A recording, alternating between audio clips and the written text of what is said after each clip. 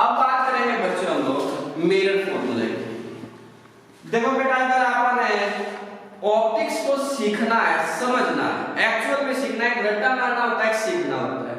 अगर हमें साइंस को वास्तव में सीखना, ऑप्टिक्स को सीखना है, लाइट को सीखना है, तो उसके लिए सबसे जरूरी चीज है साइन कन्वेंशंस हमारे समझ में आनी चाहिए।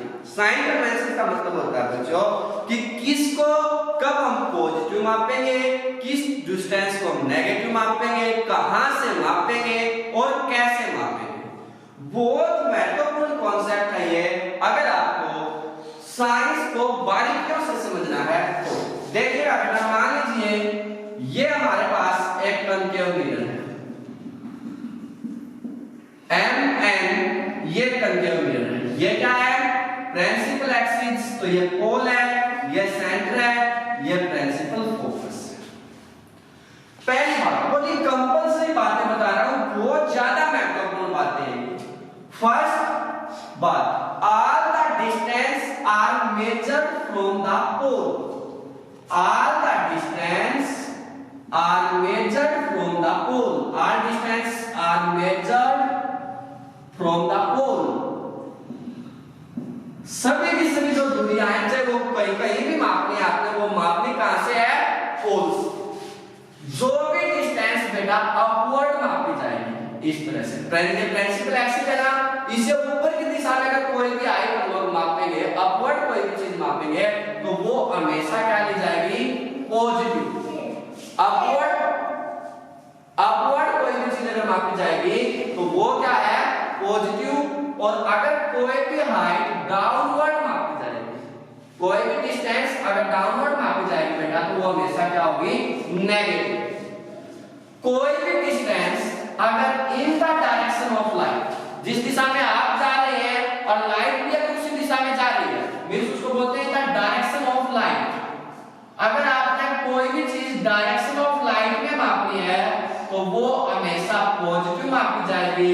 और अगर कोई भी चीज opposite to direction of light, क्या बेटा? Opposite to direction of light अगर आप लोग मापेंगे तो वो हमेशा क्या मापेंगे? नेगेटिव। 5 बातें बेटा बहुत इंपॉर्टेंट बातें हैं, जितना ज्यादा कंसंट्रेट कर सकते हैं उतना करें। पहली, all the distance are measured from the pole. सारी की सारी डिस्टेंस पोल से मापी जाएंगी। जो भी हाइट अपवर्ड होगी हमेशा पॉजिटिव, जो भी डाउनवर्ड होगी नेगेटिव। अगर कोई भी चीज in the direction of light, light भी आप उसी दिशा में जा रहे हैं, आप माप भी उसी दिशा में रहे हैं, तो पॉजिटिव। और अगर डायरेक्शन ऑफ लाइट से उल्टा जा रहे हैं तो वो आपके पास क्या आएगी? नेगेटिव। क्लियर? अब बात करेंगे बेटा का मिरर फॉर्मूला बना कैसे। बहुत ध्यान पड़िएगा, जो बच्चे अब की बार 12th में हो रहे हैं उनके लिए हद से ज्यादा इंपॉर्टेंट है। जो बच्चे 10th में हैं उनके लिए भी बहुत ज्यादा इंपॉर्टेंट है, और जो एडवांस कॉम्प्लिकेशंस को फोकस कर रहे हैं उनके लिए भी हद से ज्यादा इंपॉर्टेंट है। सभी के लिए इंपॉर्टेंट है, बड़े ध्यान को देखिएगा बच्चों। मान लीजिए MN, ये आपके पास कोई भी एक कनकेव मिरर है, ये आपके पास प्रिंसिपल एक्सिस है, ये पोल है, ये ऑप्टिकल सेंटर, आप जो सेंटर ऑफ कर्वेचर है, और ये AB कोई भी ऑब्जेक्ट आपके पास। एक light parallel to principal axis अगर आपके पास जाएगी बेटा, तो हमने कहा है वो रिफ्लेक्ट होकर कहां से गुजरेगी? प्रिंसिपल फोकस से। वो रे ऑफ लाइट रिफ्लेक्ट होकर कहां से गुजरेगी बेटा? प्रिंसिपल फोकस से। दूसरी लाइट अगर पोल के ऊपर फॉल करेगी तो हमने आपको बताया था कि वो सेम एंगल के ऊपर रिफ्लेक्ट हो जाएगी इस प्रकार से। तीसरी बात, अगर कोई ray of light optical centre, जो सेंटर ऑफ कर्वेचर है, उसके अंदर से गुजरेगी तो वो रिफ्लेक्ट होकर सेम उसी डायरेक्शन में उल्टी चली जाती है। अब ये तीनों की तीनों रिफ्लेक्टेड रे ऑफ लाइट इस एक पॉइंट के ऊपर मिलेगी, तो मींस ये A डैश B डैश वो क्या है बेटा? इमेज है इस ऑब्जेक्ट AB। बड़े ध्यानपूर्वक देखिएगा बेटा इस डायग्राम को। जो भी light parallel to principal axis है, रिफ्लेक्ट होकर प्रिंसिपल फोकस से, दूसरी लाइट पोल के ऊपर फॉल करेगी कोरोस्पोंडिंग एंगल ऑफ रिफ्लेक्शन पे, और तीसरी और जो सेंटर ऑफ कर्वेचर है उसके अंदर से गुजरेगी तो वो रिफ्लेक्ट होके वापस चली जाएगी।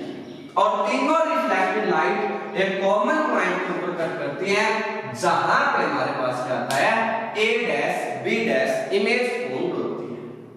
क्लियर? ये डायग्राम अच्छे से समझ में आ गया बेटा सभी को? पक्का?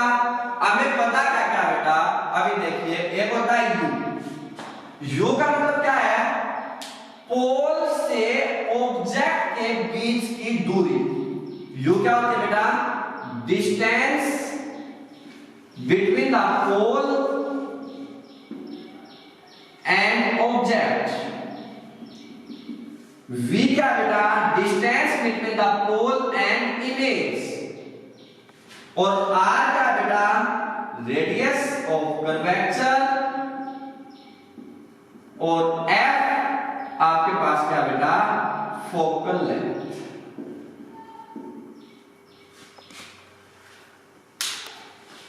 चार चीजें, पोल से ऑब्जेक्ट के बीच की दूरी U, पोल से इमेज के बीच की दूरी V, पोल से फोकस के बीच की दूरी फोकल लेंथ, पोल से ऑब्जेक्ट जो सेंटर की दूरी रेडियस ऑफ कर्वेचर्स।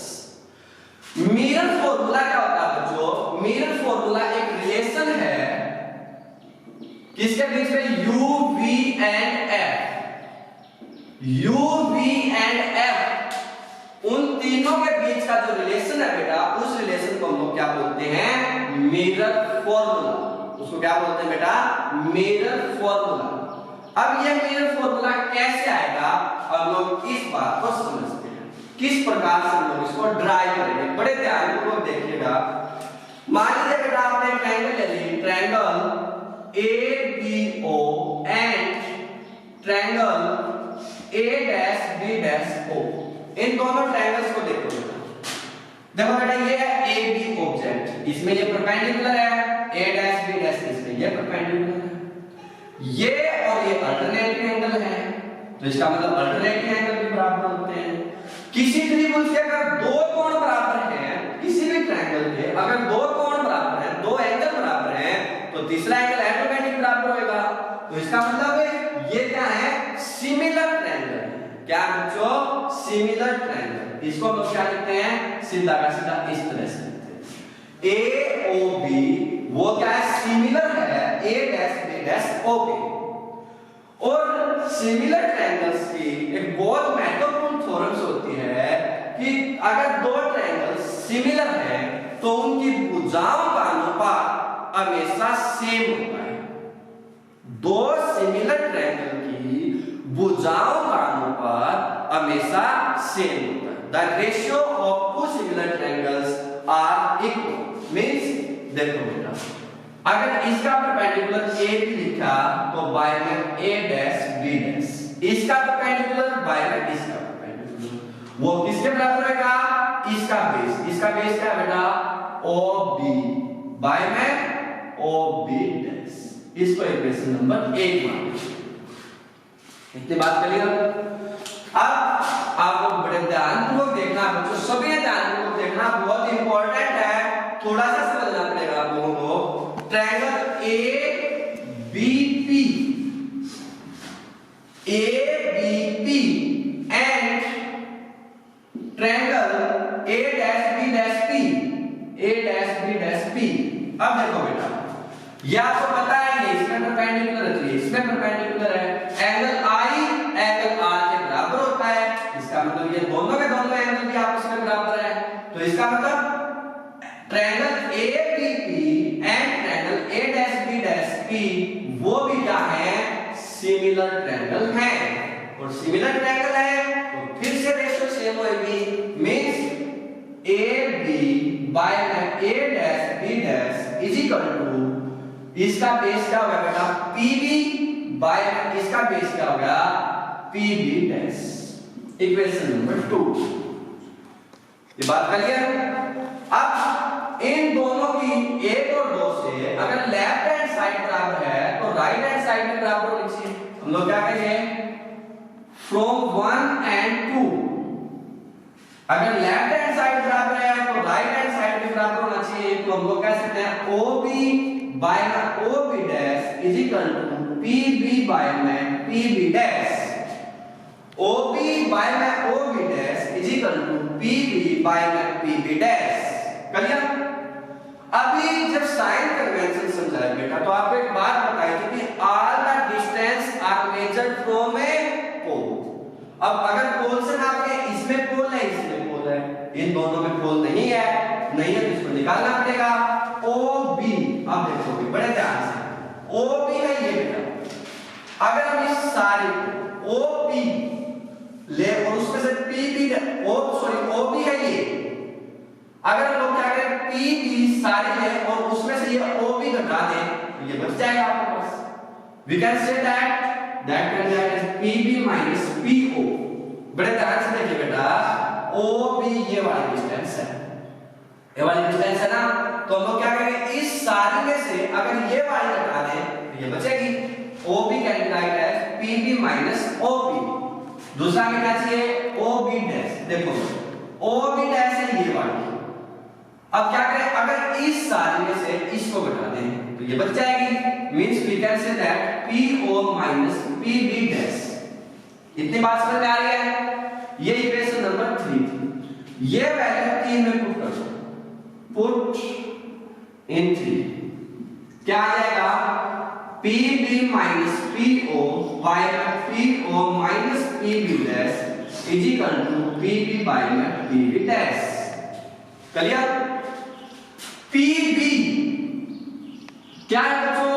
पोल से ऑब्जेक्ट की दूरी, और पोल से ऑब्जेक्ट के बीच की डिस्टेंस को क्या लिखते हैं U।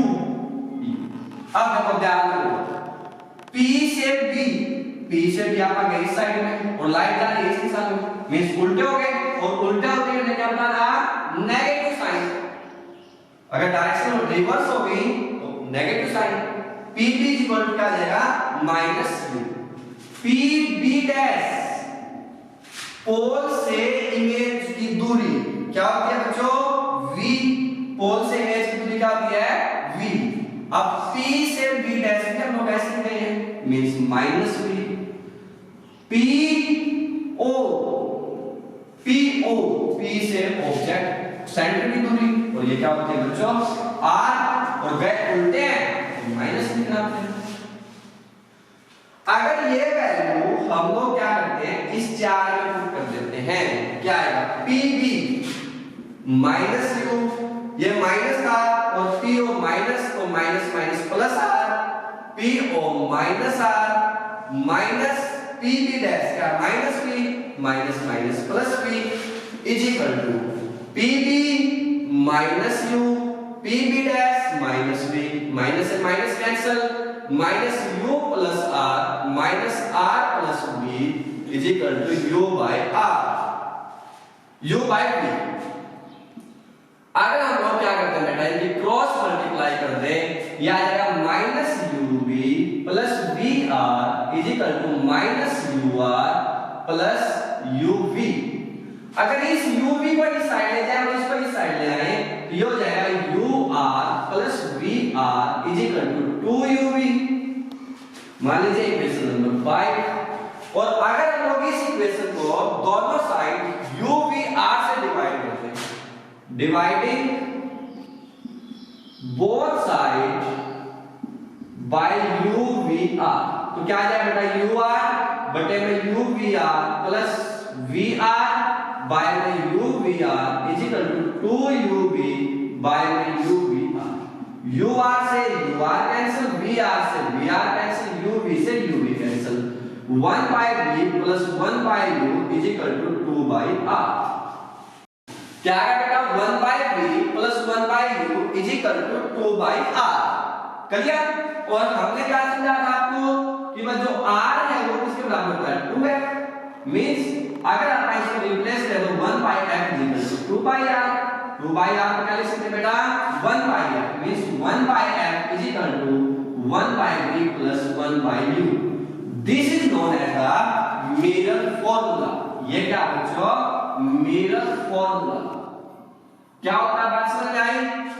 जो बच्चे 10th क्लास में हैं वो इस वीडियो को बार बार देखेंगे बेटा, उनको इतनी जल्दी नहीं आएंगे ये समझ में कि उन्होंने थ्योरम सभी नहीं की होगी सिमिलरिटीज की, लेकिन जो बच्चे प्लस 2 में हैं वो इसको आराम से बैठ के जरूर से जरूर करेंगे और वो इसको डिफरेंट केसेस में भी सॉल्व कर सकते हैं। जब मिरर आपके पास वर्चुअल इमेज बनाता है तो क्या होगा और रियल इमेज बनाता है तो क्या होगा। हर केस में जो फॉर्मूला वो क्या आएगा 1/f is equal to 1/v plus 1/u. This is known as the mirror formula. Next जो बेटा आपने पढ़ना वो है मैग्निफिकेशंस। मैग्निफिकेशंस का मतलब क्या है? मैग्निफिकेशन का मतलब है कि जो हम लोग किसी भी डायग्राम को ड्रा करते हैं तो उसमें इमेज बनती है और ऑब्जेक्ट बनता है, तो इन दोनों की रेशियो जो भी इमेज जो इसकी हाइट आई है, मान लीजिए h1 है ये h2 है, इन दोनों की हाइट की जो रेशियो है उस रेशियो को हम लोग क्या बोलते हैं बच्चों? मैग्निफिकेशन। मैग्निफिकेशन क्या है?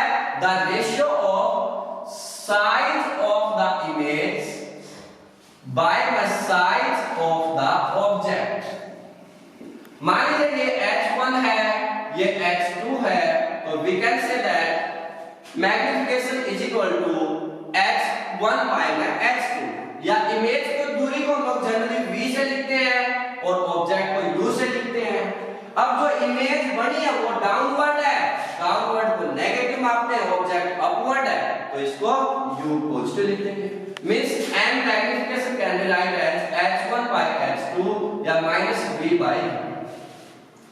आपने याद रखना बेटा, जब भी कोई मिरर रियल इमेज बनाएगा, जब भी कोई मिरर रियल इमेज बनाएगा तो उसकी मैग्निफिकेशन हमेशा नेगेटिव आएगी। उसकी मैग्निफिकेशन क्या आएगी? नेगेटिव, क्योंकि डाउनवर्ड जाएगा और डाउनवर्ड आएगा हमेशा नेगेटिव मापी जाती है। और जब कोई भी इमेज जो मिरर वर्चुअल इमेज बनाएगा, जब कोई भी मिरर वर्चुअल इमेज बनाएगा तो उसकी मैग्निफिकेशन क्या आएगी? पॉजिटिव आएगी। तो मैग्निफिकेशन क्या आएगी? पॉजिटिव आपके पास आएगी। क्लियर? किसी केस में m ग्रेटर देन 1 हो सकता है तो वहां पे साइज ऑफ इमेज वो आपके पास ग्रेटर देन होगा साइज ऑफ ऑब्जेक्ट्स, और अगर m लेस देन 1 है तो size of object definitely greater than size of A image. Clear? अब आप लोग जो है स्फेरिकल मिरर और जो है कन्वेक्स और कनकेव मिरर को कंप्लीटली पढ़ चुके हैं। हमें कमेंट करके बताएंगे कि जो यूजेस हैं इनके वो क्या है। एक क्वेश्चंस मैं आपको वर्क के लिए दे रहा हूं, वो है कि जो ड्राइवर्स होते हैं उनका साइड व्यू जो मिरर होता है वो हमेशा कन्वेक्स मिरर यूज किया जाता है। आपने बताना है क्यों। बेस्ट